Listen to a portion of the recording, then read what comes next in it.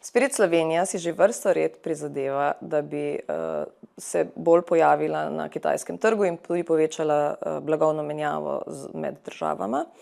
V ta namen imamo kar nekaj aktivnosti, pospešeno izvajamo delegacije, dneve dobaviteljev, dogodke. In eden izmed takšnih letos najpomembnejših dogodkov je tudi Expo v Ningboju. Slovenija se letos predstavlja na Expo Ningbo z dvema paviljonoma, z nacionalnim paviljonom in pa tudi gospodarskim paviljonom.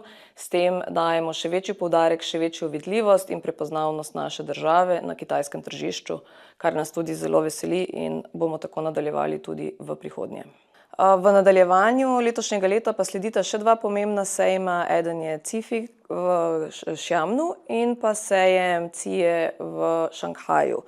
Zatem bomo seveda povečali svojo prisotnost, večjo prepoznavnost, predstavili se bomo z inovativnimi in trajnostnimi izdelki, predstavili bomo svojo državo tudi kot turistično destinacijo in na ta način v bistvu spodbudili tudi kitajsko javnost, da se poveča prepoznavnost slovenskega gospodarstva.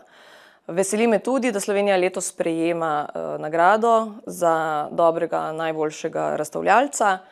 S tem nekako tudi dobivamo priznanje v okviru mednarodne skupnosti na kitajskem tržišču in nadaljujemo to pot naprej in bomo tudi v prihodnje v bistvu aktivno delali v to smer.